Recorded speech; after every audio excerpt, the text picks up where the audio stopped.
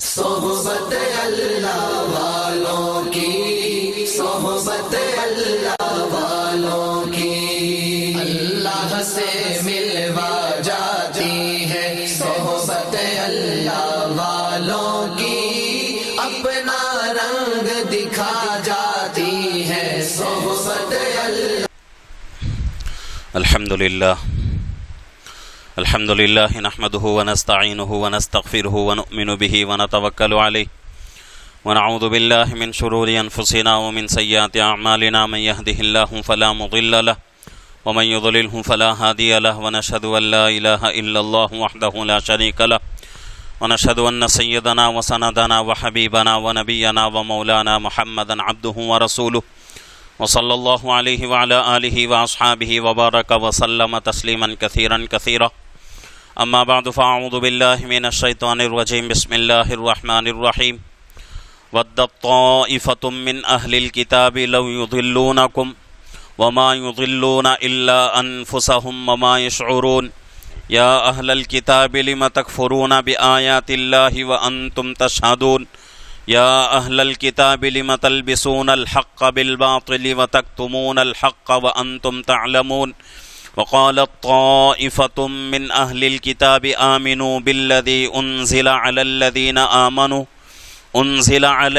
آمنوا وجہ النہار واکفروا آخرہ لعلہم یرجعون، صدق اللہ العظیم وصدق رسولہ النبی الکریم، ونحن على ذلك لمن الشاہدین والشاکرین والحمد للہ رب العالمین۔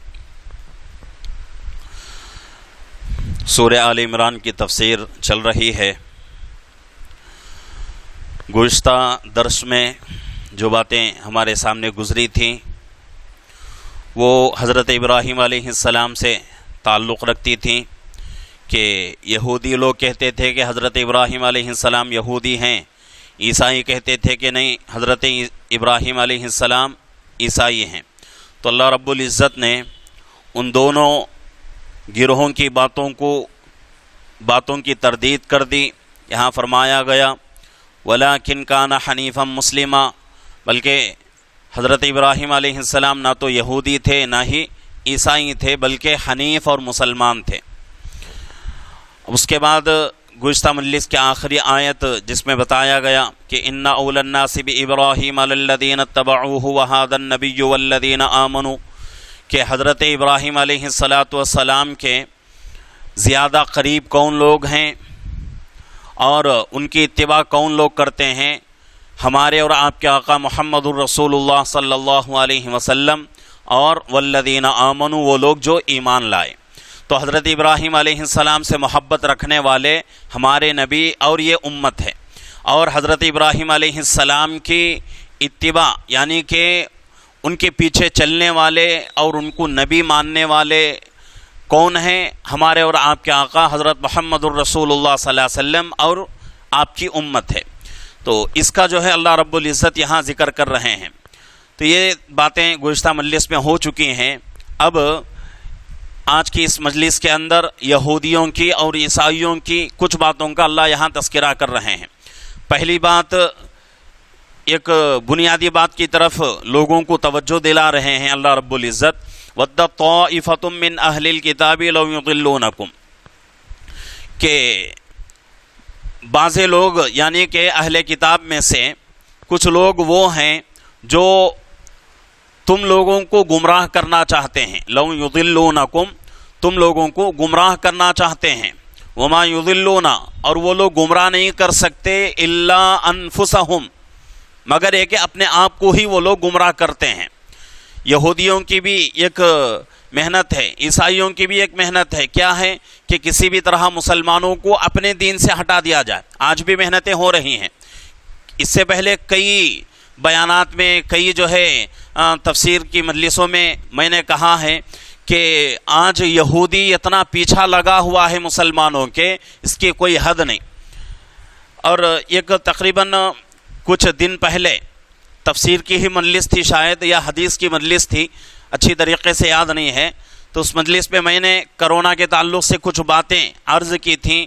اس میں ایک فتنے کا تذکرہ میں نے کیا تھا کہ کرونا ایک بیماری کے نام پر دنیا کے اندر وجود میں آئی، دنیا کے اندر پھیلایا گیا، اور اس کے بعد اس کی جو ہے دوائی بنائی گئی، اس کے نام پر بھی ایک فتنہ برپا ہوا۔ تو اس کی جو محنت ہوئی تھی اس میں صحیح خبروں کے مطابق یہودیوں کا بڑا ہاتھ تھا۔ یہودی جو ہے ایسے لوگ، یہودی قوم ایسی قوم ہے کہ اس سے پہلے بھی بات میں نے عرض کر دیا تھا کہ وہ آدمی اگر یہودی لوگوں میں سے کوئی آدمی 1000 روپے ایک دن کو کماتا ہے تو ان کے بارے میں بتایا جاتا ہے کہ وہ آدمی 900 روپے ایسے محنت کے لیے خرچ کرتا ہے جس محنت کے ذریعے سے اسلام اور مسلمانوں کو ختم کر دیا جائے، اور صرف 100 روپے اپنے ذات کے لیے استعمال کرتا ہے۔ تو یہ ان لوگوں کی ایسی محنت، اور یہ لوگ مستقل آج سے نہیں کئی سالوں سے اسی محنت میں لگے ہوئے ہیں، حالانکہ ان لوگوں کو معلوم بھی ہے کہ آخری نبی سچے نبی ہیں، آخری امت اللہ کے نبی صلی اللہ علیہ وسلم کی سچی امت ہے، اور آپ کو جو ہے آپ کو اور آپ کی امت کو کبھی بھی جو ہے ہم ہلاک نہیں کر سکتے، کبھی بھی ہم نقصان نہیں پہنچا سکتے، ان کو خود بھی معلوم ہے۔ پھر بھی یہ لوگ جو ہے ہٹ دھرمی میں، ضدی پن میں محنت کرتے جا رہے ہیں، پیسہ لگا رہے ہیں، اور کئی لوگوں کو جو ہے جان کا ان کے پاس جان کی کوئی اہمیت نہیں ہے، کئی لوگوں کی جانیں یہ لوگ لے رہے ہیں۔ تو یہ تمام محنتیں ہو رہی ہیں۔ تو یہاں اللہ رب العزت فرما رہے ہیں کہ اہل کتاب، گزشتہ مجلس میں نے کہا تھا کہ اہل کتاب دونوں کو کہتے ہیں، یعنی یہودی کو بھی اہل کتاب کہتے ہیں، عیسائیوں کو بھی اہل کتاب کہتے ہیں۔ وجہ کیا ہے؟ اہل کتاب کا مطلب کتاب والے۔ یہودیوں کے پاس بھی آسمانی کتاب ہے اور عیسائیوں کے پاس بھی آسمانی کتاب ہے، اللہ ہے کہ ان کتابوں کے اندر تحریف کر دیا گیا ہے اور ان کتابوں کے اندر رد و بدل ہو چکی ہے، وہ الگ بات ہے، لیکن حقیقت میں ان کے پاس آسمانی کتاب موجود ہے، تو اس وجہ سے ان کو اہل کتاب کہا جاتا ہے۔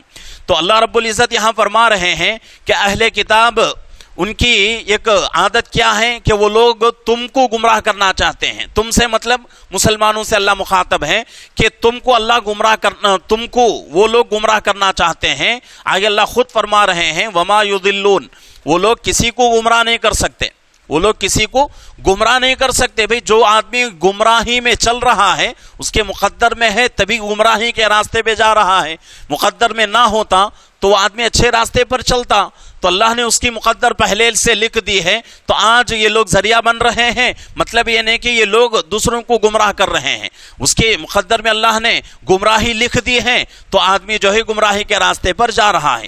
تو آج ان لوگوں کی محنتوں سے جو لوگ مرتد ہو رہے ہیں، اصل میں ان لوگوں کی کوئی محنت نہیں، اللہ رب العزت نے ان کے مقدر میں وہ چیز لکھ دیا ہے، تو وہ لوگ جو ہے اپنے اچھے راستے کو چھوڑ کر، اپنے ایمان کو چھوڑ کر وہ لوگ غلط راستے پہ جا رہے ہیں۔ تو اللہ نے یہاں خود فرما دیا وما یضلون، وہ لوگ کسی کو گمراہ نہیں کر سکتے، الا انفسہم، مگر ایک کہ اپنے ذات کو ہی گمراہ کر لیں گے، اپنے آپ کو وہ لوگ کیا کر دیں گے؟ گمراہ کر دیں گے۔ الا انفسہم، اپنے آپ کو ہی گمراہ کریں گے، وما یشعرون، اور وہ لوگ سمجھتے بھی نہیں ہیں، یہ بات ان کو سمجھ بھی نہیں آتی۔ وہ لوگ محنتیں تو کر رہے ہیں اور یہ سوچ رہے ہیں کہ بھئی ہماری محنتوں سے مسلمان جو ہے گمراہ ہو رہا ہے، مسلمان جو ہے بددین ہو رہا ہے، مرتد ہو رہا ہے، حالانکہ ان کی یہ سوچ بالکل غلط ہے۔ اللہ رب العزت نے خود ان کے اس بات کی تردید کر دی ہے۔ آگے آیت کے اندر فرمایا جا رہا ہے یا اہل الکتاب لم تکفرون بآیات اللہ وانتم تشہدون، اے اہل کتاب کیوں کفر کرتے ہو اللہ تعالیٰ کی آیتوں کے ساتھ حالانکہ تم اقرار کرتے بھی ہو۔ یہاں اللہ نے فرمایا کہ اے اہل کتاب، دونوں سے اللہ مخاطب ہے، یہودیوں سے بھی عیسائیوں سے بھی، دونوں سے اللہ کہہ رہے ہیں کہ اے یہودیوں، اے عیسائیوں، کیوں اللہ کی آیتوں کا انکار کرتے ہو؟ انکار کیسے کر رہے ہیں یہ لوگ؟ اللہ کے نبی کو نبی نہیں مانتے، نبی کو آخری نبی نہیں مانتے، تو یہی سب سے بڑا انکار ہے، یہی سب سے بڑا انکار ہے۔ اگر کوئی آدمی نبی کو نبی نہیں مانتا اور پوری زندگی اللہ کی عبادت کرتا رہے، اللہ کی فرما برداری میں زندگی گزارتا رہے، تو کیا اس کی ان عبادتوں کی وجہ سے یہ گناہ معاف ہو سکتا ہے؟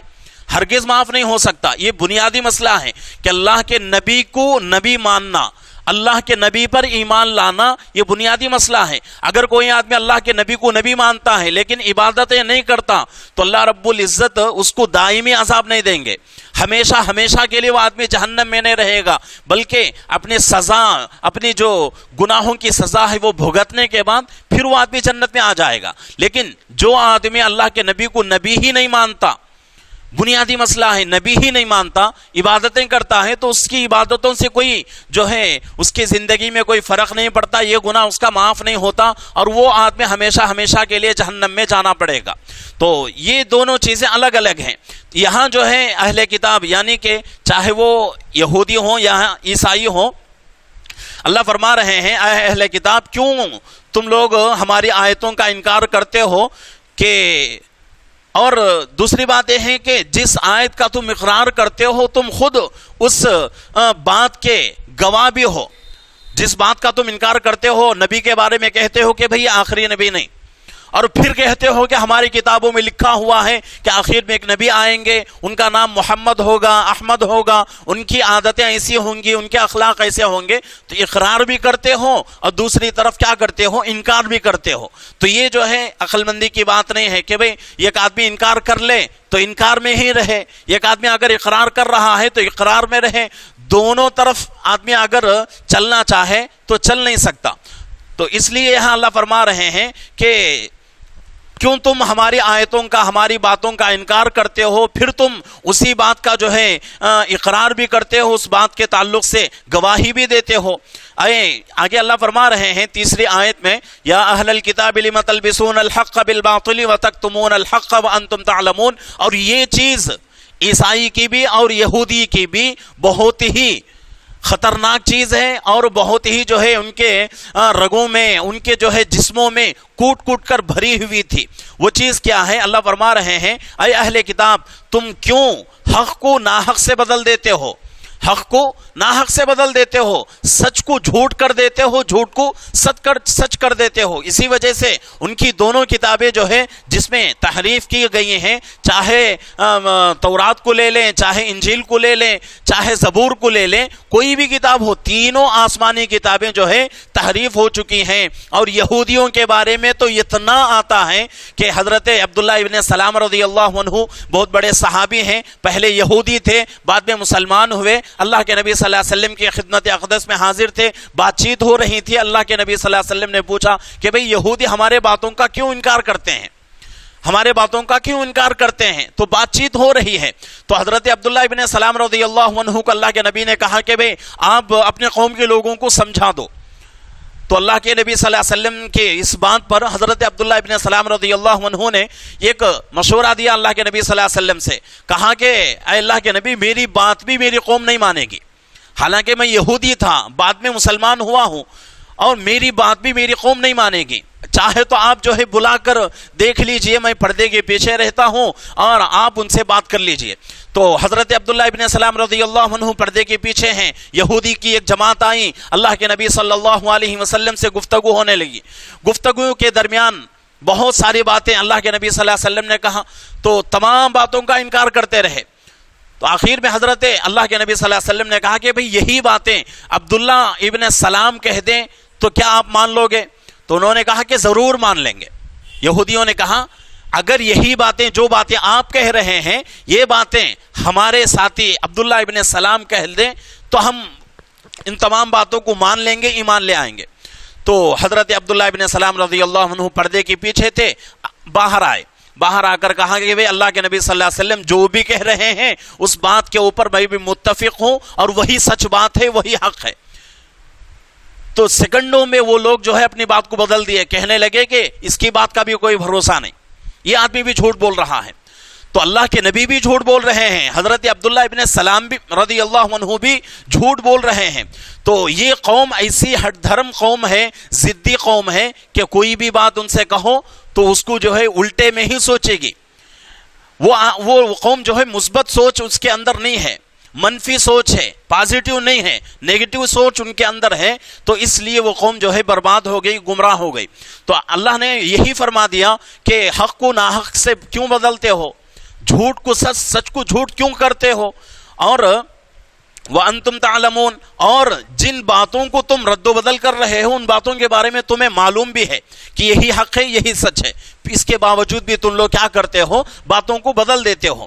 آگے اللہ فرما رہے ہیں चौथी आयत है वक़ालत ताइफ़तुम मिन अहलिल किताबि आमिनू बिल्लज़ी उन्ज़िला अलल लज़ीना आमनू वजहन नहार वक़्फ़ुरू आखिरहू लअल्लहुम यरजिऊन। इस आयत मुबारका में अल्लाह रब्बुल इज़्ज़त यहूदियों की एक बुरी आदत के बारे में फरमा रहे हैं कि यहूदियों की एक पुरानी आदत है कि मुसलमानों का मजाक उड़ाओ, इस्लाम का मजाक उड़ाओ, मुसलमानों को बदनाम करो, इस्लाम को बदनाम करो। ये अब की आदत नहीं है बल्कि बहुत पुरानी आदत इनकी है। तो अल्लाह के नबी सल्लल्लाहु अलैहि वसल्लम के ज़माने में भी ये लोग ऐसा ही करते थे। क्या करते थे कि यहूदी आपस में कहते थे वक़ालत ताइफ़तुम मिन अहलिल किताबि आमिनू बिल्लज़ी उन्ज़िला अलल लज़ीना आमनू वजहन नहार, कि यहूदी लोग आपस में एक दूसरे से कहते थे, ईसाई लोग भी कहते थे। अहले किताब का यहाँ लफ्ज़ इस्तेमाल हुआ है तो अल्लाह रब्बुल इज़्ज़त दोनों गिरोहों को इस्तेमाल कर रहे हैं, दोनों गिरोहों के बारे में फरमा रहे हैं। यहूदी भी कहते हैं, ईसाई भी कहते हैं। क्या कहते हैं कि उस चीज़ के ऊपर ईमान लाओ जो चीज़ मुसलमानों के ऊपर नाजिल हो रही है, उस चीज के ऊपर ईमान लाओ, उस चीज को सच्चा समझो जो चीज मुसलमानों के ऊपर नाजिल हो रही है।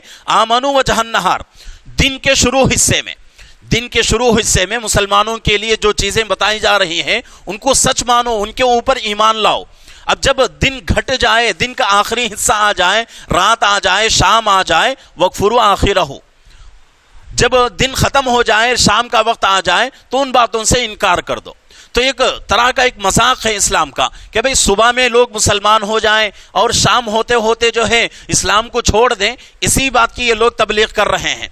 तो इसके बारे में अल्लाह ने फरमाया लअल्लहुम यरजिऊन, अजब क्या वो लोग ये नहीं सोचते कि भाई उन लोगों को वापस हमारे पास आना है। कौन इंसान दुनिया का ऐसा है दुनिया में आने के बाद अल्लाह के पास नहीं जाता? कोई इंसान ऐसा नहीं है। हर आदमी को अल्लाह के पास जाना है और पूरी जिंदगी का हिसाब देना है। तो वो लोग जो है शाम के वक्त में फिर जाते थे ईमान से, सुबह में ईमान लाते थे और शाम होते ही फौरन ईमान छोड़ देते थे, ईमान से फिर जाते थे। तो ये तमाम चीज़ें जो हैं यहूदियों की, ईसाइयों की। लेकिन अगर ये कहा जाए कि भाई दोनों कौमों में कौन सी कौम बेहतर है, यहूदियों में और ईसाइयों में, दोनों में कौन सी कौम बेहतर है? दोनों तो दुश्मन है मुसलमानों के भी और इस्लाम के भी, लेकिन दोनों में बेहतर कौन है? ईसाई हैं।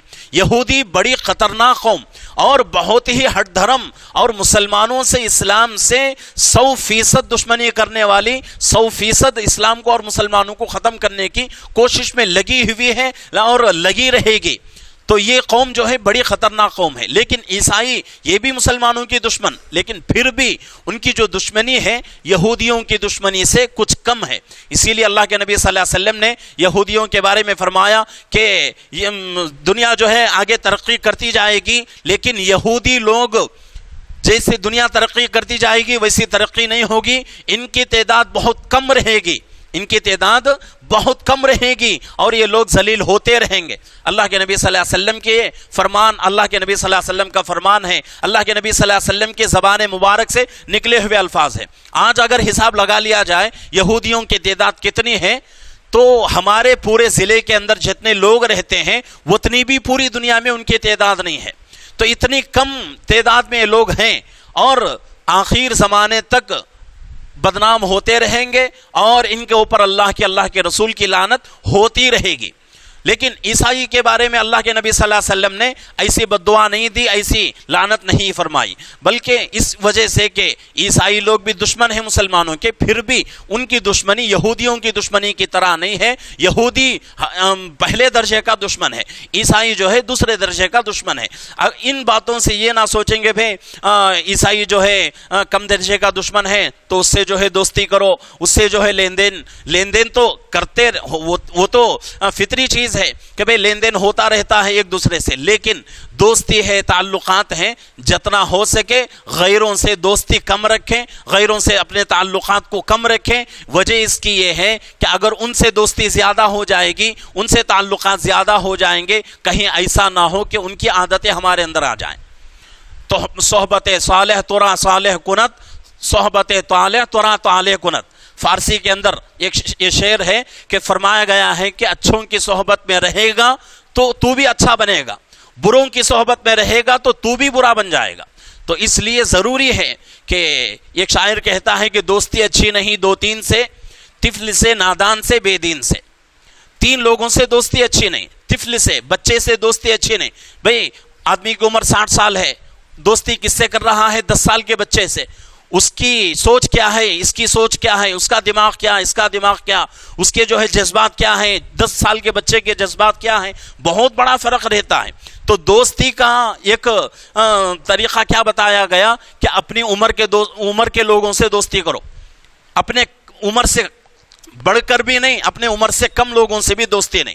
اسی طریقے سے طفل سے، نادان سے، بے وقوف سے، دیوانے سے بھی دوستی نہیں کرنا چاہیے. بے وقوف سے، دیوانے سے دوستی کریں گے تو کیا ہوگا؟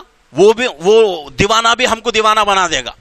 وہ دیوانہ ہے ہی، بے وقوف ہے ہی، لیکن کیا ہوگا؟ وہ آدمی کیا کرے گا؟ ہم کو بھی بے وقوف بنا دے گا، اور اس کے صحبت میں رہیں گے لوگ کہیں گے کہ بھئی یہ بھی دیوانہ ہے، یہ بھی پاگل ہے، یہ بھی بے وقوف ہے، اسی لیے تو دیوانوں کے ساتھ رہتا ہے. تو اسی طریقے سے تیسری بات بتائی گئی نادان، بے دین سے بھی تعلقات زیادہ نہیں رہنے چاہیے، دوستی زیادہ نہیں ہونی چاہیے. اگر جو وصول بتایا گیا ہے اس وصول کو توڑ کر ہم دوستی کریں گے تو ہماری زندگی میں بے دینی بہت زیادہ آ جائے گی. تو اس لیے ضروری ہے کہ جس سے دوستی کرنا ہے اس کے بھی وصول بتا دیے گئے ہیں. اچھوں کے صحبت میں رہیں گے تو اچھے بنیں گے، بروں کے ساتھ رہیں گے تو برے بنیں گے. تو اس لیے اپنے آپ کو اچھا بنانا چاہیں تو اچھوں کی صحبت میں رہیں، اچھوں کے ساتھ اٹھنا بیٹھنا ہو. اسی لیے فرمایا گیا کہ علماء کی صحبت میں رہیں، صلحاء کی صحبت میں رہیں، نیک لوگوں کی صحبت میں رہیں. اس سے ان کی زندگی کی جو معمولات ہیں، ان کی جیسی زندگی ہے ویسی زندگی ہماری بھی بن جائے گی. تو اس لیے ضروری ہے کہ اپنے تعلقات کو ایسے لوگوں سے مضبوط رکھیں جن کے اخلاق اچھے ہوں، جو دیندار ہوں، اس سے اپنے تعلقات کو مضبوط رکھیں. اللہ رب العزت سے دعا ہے کہ اللہ رب العزت ہم تمام کو قرآن کے احکامات کے مطابق زندگی گزارنے کی توفیق عطا فرمائے.